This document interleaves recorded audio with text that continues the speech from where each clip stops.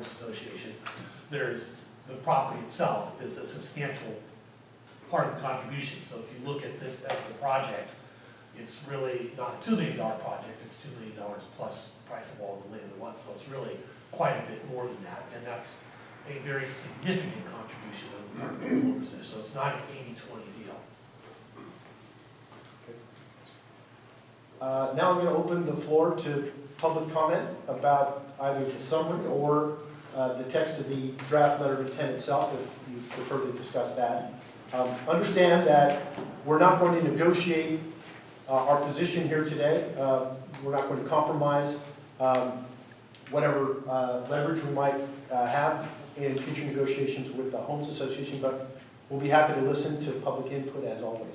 So if we could, confine your comments to 3 minutes, and we'll go around the room once. Once everyone has had a chance to have their say, if there's anyone who wishes to speak again, they'll have an opportunity to do so. Let's go back to Connie Berto, since we stopped you earlier. Question? Yeah, yes, please, go ahead, Connie. Yes, go. Could you state your name just so that we can... Mary Jane Guy, I live at 160 Deer Hollow. I didn't quite understand, clarify this for me. The fire district, who you represent, will own this property, 80% of this property at the end of this thing. Is that correct? That's not correct. Please clarify. All right. We would have an option to purchase an equity stake in the property in a percentage, ideally, that bears some relationship to how much we contributed towards the rebuilding of the So in community. English, tell me what that means. That we would have the right to purchase an interest in the property, but not the obligation to purchase an interest in the property. It would have to be agreed upon by all parties. And who are all the parties? I mean, is that the homeowner? The Homes Association is the owner of the property, of course, they'd be a party to it, and... So the home association owns this, not the people who live in Sleepy Hollow? Correct, So this is private property correct. belonging to the home association. It doesn't belong to the people who live in Sleepy Hollow per se, it belongs to a group of them. Correct. Okay. Connie Berto, sorry. Okay, third time lucky. I'll try to get through in 3 minutes, but first off, this is very well organized, and I appreciate the thought and the effort that went into organizing it and writing it this way. Good job. Project, I'd like to redefine the project as construction of the Sleepy Hollow Community Center, and forgive me if I call it the clubhouse from time to time. It's shorter, and this is what it is. But it says construction, and there's no guarantee or no mention about what happens after the project is done, which presumably finishes when the occupancy permit is received from the county and the county signs off. Is that correct? I have to confess, I don't know when the occupancy permit... Okay, because... I don't know if that's the milestone that we're talking about. Okay. But Well, I take your meaning, though, which is, at what point is the project deemed to be complete? That's what it says here. Yes. Okay, we're settled on that. On the equity interest, I am personally opposed to the Sleepy Hollow Fire Protection District owning any property other than perhaps a fire station, which it might build if things fell out in between us and San Anselmo. That's my own personal opinion. But I have a question about the reserves on page 3, down on the bottom there. Replacement and repair reserves. Do the reserves include the projected $1,975,000, which is the funding amount? Do the reserves from the clubhouse, from the Homes Association, include the gift, I'll call it? No, that's money the Homes Association would have to come up with. We'll have to come up with. Oh, okay. When the project is completed and 10 years after the commencement date is up, who pays for the maintenance, operations, and taxes of the clubhouse? That is not written in this paper. The property owner does. Well, that would be the Homes Association, unless you exercise your equity option. Correct, Yeah, and then everything changes. correct. So what's to prevent the future Sleepy Hollow Homes Association board from walking away from its obligations and just giving you back the key and say, okay, just think about that. I don't expect an answer right now. Thank you. The Fire Protection District shall have the right to use funds from the reserve, but if those are all used up, where's the Fire Protection District going to get the additional money? I'll answer that. The Fire Protection District has got something close to $4 million. We are contributing $2 million to this project. There's still the best part of $2 million remaining in our reserves, earning pissant interest. Right, but that would open up another can of worms, and that would have to be dealt with all over again. Okay, you asked the Page question, 4. I'm answering it. Tony, Can I continue? you may, I'll tell you what, can you make this next point and then yield, and we'll come back to you. Okay, next point, on page 4, you have maintenance of project and operating expenses. And the Homes Association shall be totally responsible for and maintenance, operation, and security of the project, and down under operating expenses, other utilities provided to the project, electrical, gas, cable, HVAC, and so forth. So the question is, or the addition should be, I suggest, and shall continue to arrange to pay for maintenance, operations, security, electrical, gas, cable, HVAC, and any other utilities as required for proper functioning of the clubhouse. I think that should be added to this very fine letter of intent, because there's a big gap there. Okay, my 3 minutes are up. Thank you. No, we'll come back. Let's give everyone a Very good. first bite of the apple. Thank you. Next, Chris. Yeah, thanks. Chris Warner, I'm, as you know, former president of the Home Association.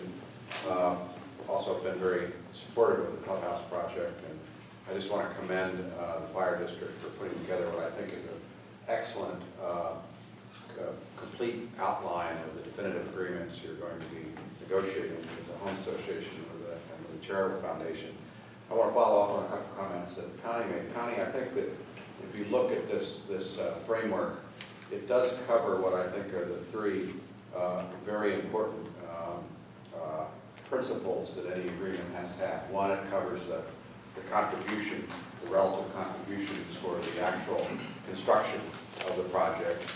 It covers the issues of contingencies in terms of things that may happen in the project during the construction phase that may go wrong, cost overruns, budget mismatches, things like that. And then third, I do think it has what I would, as an attorney, believe to be the appropriate identification of the agreements for how the project is to be operated after the construction is complete. I do think that it is very important for the Home Association and the Fire District to understand that this lays out what is a primary public function from the Fire District's perspective. This is not the Fire District coming in and basically supporting the private activities of the Home Association. This is a very straightforward allocation of the purposes of the clubhouse, of the community center once it's built. And I think it's very appropriate that the Fire District is emphasizing its public duties in this framework. Those duties are very consistent, in my opinion, with the benefits of the clubhouse and the community center to the Home Association. There's obviously got to be an allocation of responsibility here between the Home Association and the Fire District. I think this lays out a very good outline of how those responsibilities are allocated. Also, it has to deal with the contingencies. I think you mentioned who covers operating costs. I think it's pretty clear who covers operating costs in here. I think it also makes clear who's responsible for any cost overruns. Obviously, the Fire District is stepping up to contribute a major part of the funding for the project because there's a major public purpose for the project, and that's consistent with its duties. On the other hand, the Home Association's done a great job raising money But I do think the Home Association is going to have to also be able to address the contingency issue of its obligations under the agreement. Because if you look at any home improvement project, you can basically say, okay, what's the contingency built in for cost overruns? Fire district has laid out how that is to be addressed.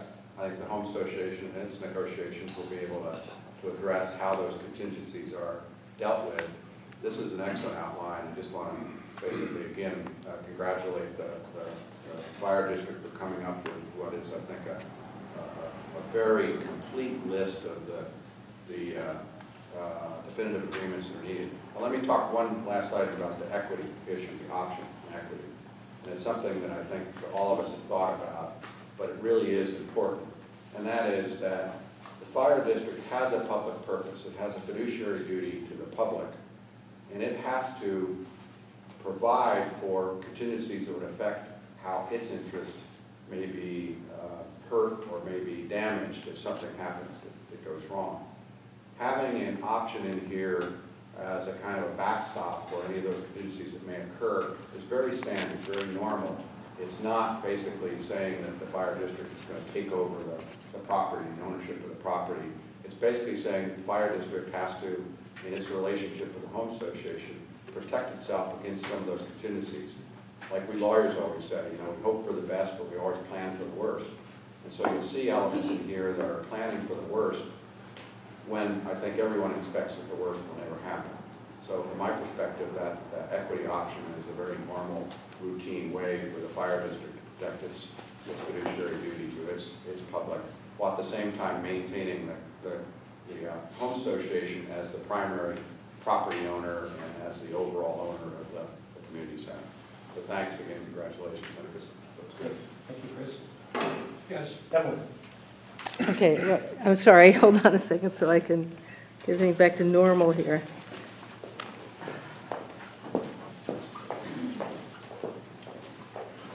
I have two questions. My name is Evelyn Messenger. I live on Quail Way, which is sort of outside the Sleepy Hollow boundaries. And the first question is about concerns that on page 9, you have something called other conditions, and it says, the Homes Association will adopt a formal resolution permitting all residents of the fire protection district equal access to all portions of the project and equal participation in the SHFPD. So, will I then be able to join the homeowners association as a voting member? We can't speak for the Homes Association.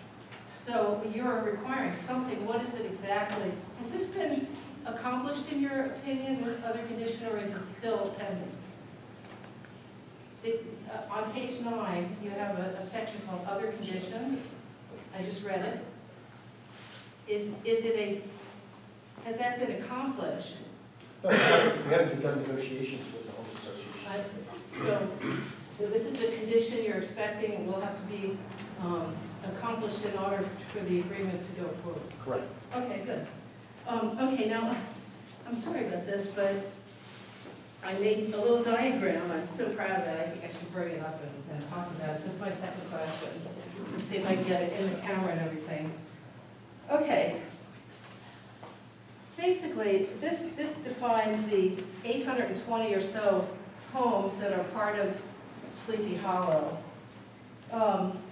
About 388 are members of the Homeowners Association, and this according to the last month's newsletter. And so 432 roughly are not members. Okay, fine.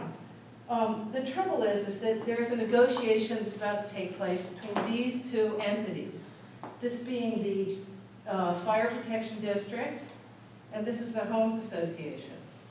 Now, everyone here is being represented by the Fire Protection District. But some of the people here are being represented also by the Homes Association. So this group is being represented by both sides of a negotiation, whereas this group is only being represented by one side. So I guess that's my question is, since all the members of the Homes Association are also Fire Protection District taxpayers, but not all taxpayers are members of the Homes Association, don't the Homes Association members have a privileged status in this negotiation, being represented by both parties? Thank you. Let me just respond with my own opinion, which is that they don't have a privileged status. The question itself presupposes that the interests of the Homes Association and the Fire Protection District are identical or similar or in alignment, and they're not. As you can see from the document, this is an arm's length negotiation between two parties where we're going to ask for some terms that may be unacceptable to the Homes Association, and they'll have the opportunity to push back on it. The numbers of members of the district versus the Homes Association frankly don't influence me at all. If there was one member of the Homes Association and 999 members in the Fire Protection District, it wouldn't change my view that this is the ideal site for this type of a project. It's not a function of how many people are in or out of the Homes Association or in the district who are not members of the Homes Association. So you don't think that they're doubly represented, is what you're saying? No. No. Okay. Dan? Dan Stein, former Homes Association president, and I sit on the chair of Foundation. I want to thank you guys for all the hard work that you've done here. I know it's been a lot of work. I want to thank you for all the participation. I think that the community itself right now is at a pretty significant turning point about what Sleepy Hollow will be in the future. And I think that the plan that we go forward with here will shape the community going forward in a very significant way. And what I mean by that is we can go from, being the very unique place that I moved to 7 years ago and will never leave because I love it here so much, that new families move into and they say, wow, this is a very, very unique place, to being just another neighborhood in Marin County. And that would be dreadful. And all the work that people have done here, and all the support that everyone has here, that spent endless amounts of hours figuring out how we do this together is fantastic. And that's what shapes this community. And for that to somehow go like this at the end of all this work that people have done would be a tragedy. So I want to commend you guys again for all the work that you've done, where you are at this point. Thank you again for continuing forward, and hope we can continue to, as a community, support them and figure out how to do this. Thank you. I'd just like to make a little explanation of how the finances work and how they got that way. We are right now just about break even, right? We take in as much tax money as we give to the Ross Valley Fire Department, a few extra bucks to pay for those attending meetings. It wasn't always that way. For decades, even before my time, so we're talking ancient history now, San Anselmo tried to screw Sleepy Hollow in simple terms. Whatever they paid for fire protection, they were quite willing to charge us 2 times, 3 times as much. And basically, if we squeaked, they said, go to hell, get your own fire protection. And I was fortunate to be around when we finally had enough money. By George, we had more than $3 million. We talked to the Ron Zeise, who was the fire chief. How much would it cost to build a fire station? How much would you charge us to provide fire protection from this fire protection to be built? And he told us, when we got together and said, hey, we could come up with that much money if we had to. It would be a stupid thing to do. And so we went, oh, this was grand and glorious. We went to the towns and we said, okay, you've threatened us for the last time. Here is your 1-year notice. We are going to pull out and we're going to provide our own fire protection. And that truly got their attention. And at that point, we were able to negotiate an operating agreement with San Anselmo and Fairfax and eventually with Ross that we could live with. And I'm kind of proud that I was there when some of this took place. But this is the history, and this explains why are we sitting on nearly $4 million, which we at that point, when we were threatened with cutting off, no fire protection at all, we were ready to build a firehouse and run a fire department. We don't have to do that anymore. And so we can spend that money. We can direct that money to be spent on projects and functions that we think, and we think the community supports, benefit Sleepy Hollow. Anybody got to add to that? That's how it happened. I can see, I've reached the stage in this group, these people run the operation, or I'm the historian, and that's the history. Thank you. More public comment? Carol? John? Please. My name is John Christie. My wife is Suzanne. We've been here 14, 15 years, and she's also been on the Charitable Foundation. I consider myself a Sleepy Hollow Homeowners Association member. I don't really think about the Fire Protection District. Totally take it for granted. Hopefully I'll never have to worry about that. But I'm very grateful that you guys are kind of helping us to replace this building, which is a wonderful place. We've had lots of wonderful times here. It's pretty tired and old. And it feels like this is a win-win situation where you guys get to have a facility that can help make the community safer. We get to have a place where we can support swim team functions and community functions and birthday parties and weddings, and thank you for doing it. Thank you. Yes. You have been cautioned that your participation in this project is questionable legally and ethically. Multiple conflicts are undeniable, and compliance with California Government Code 1090 is active. Regarding your invitation, page 1, I request a testimony from the October 28, 2014 Board of Supervisors and the September 8, 2014 Planning Commission meetings be incorporated by reference into the record of this meeting. Page 2 has discrepancies of use and area descriptions, specifically omitting an area of encroachment into the SCA. Page 2 proposes a $2 million gift for what currently costs $400,000. Page 5, by the access provision, inadequate parking will be exacerbated. Page 6 permits lax oversight of the homeowner's contribution, replace may with shall.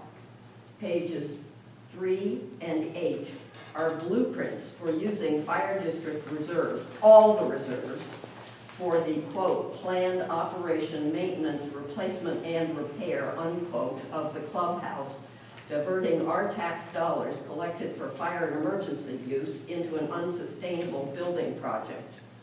The April 2012 resident survey never mentioned 2 stories, yet a 1-story design was not developed. The collective wish lists of a small group of respondents became the concept for amenities assumed fit for a new clubhouse. When I tried to hear reports about this project, I was told I could neither attend nor speak at homeowner meetings. Ugly and mean-spirited comments were made, and the emails were worse. Rich, to your credit,